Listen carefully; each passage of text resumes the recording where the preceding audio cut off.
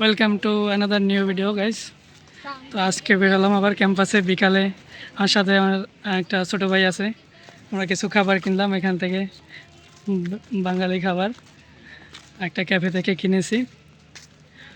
গতকালকে আমি অনেক কিছু দেখাইছি আপনাদের বিকালে বের হয়ে। আজকে আবার বের হলাম ক্যাম্পাসে দুজনে ঘুরতে।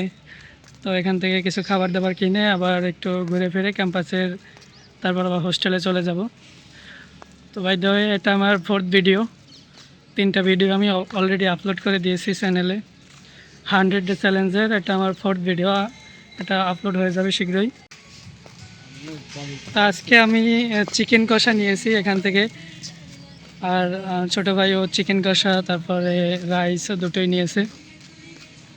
এগুলো নিয়ে আমি হোস্টেলে যাব। তো আমরা দুজনের জন্য নিয়েছি চিকেন কষা, প্লেন রাইস, কিন্তু রুমমেটে আমাদের নিতে বলছিল কিন্তু ওটা খেয়াল ছিল না। আবার আমরা যাইতেছি ওই স্টলে গিয়ে আর একটা চিকেন কষা নিতে হবে। তো আমরা আবার এসে গেছি এখানে স্টলে, এখান থেকে আর একটা চিকেন কষা নিতে হবে রুমমেটের জন্য। ছোটো ভাই রুমমেটে নিতে বলছিল কিন্তু ওটা ভুলে গেছে ও। আবার আসছি এখানে।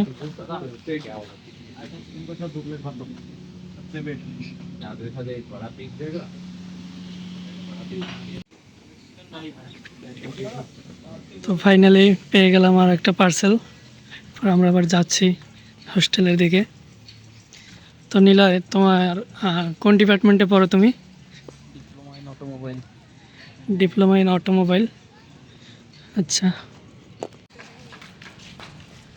তো নীলয়, তুমি পারুল ইউনিভার্সিটিতে এসে তোমার অনুভূতি কেমন? খুবই ভালো। খুবই ভালো। ভালো লাগে পারুল ইউনিভার্সিটি? ভালো লাগে? ভালো লাগছে। তা আসছো যখন তখন কি কোনো প্রবলেম হয়েছিল? স্মুথলি হয়ে গেছে সব কিছু? আচ্ছা, ঠিক আছে। তুমি কার মাধ্যমে আসছিলা? আমরা জি বাংলাদেশের মাধ্যমে আসছি। আচ্ছা আচ্ছা, সেম এজেন্সি না? ঠিক আছে। সবাই যাইতেছে ক্যাম্পাসের দিকে, হোস্টেল রুমে সবাই যাচ্ছে। প্রতিদিন যে 1 ঘন্টা টাইম দেয় ওটা আবার আজকেও প্রায় শেষ টাইম।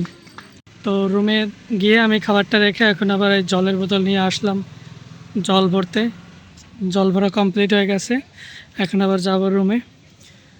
তো আজকে ব্লগ এই পর্যন্তই, আজকের ভিডিও এই পর্যন্তই।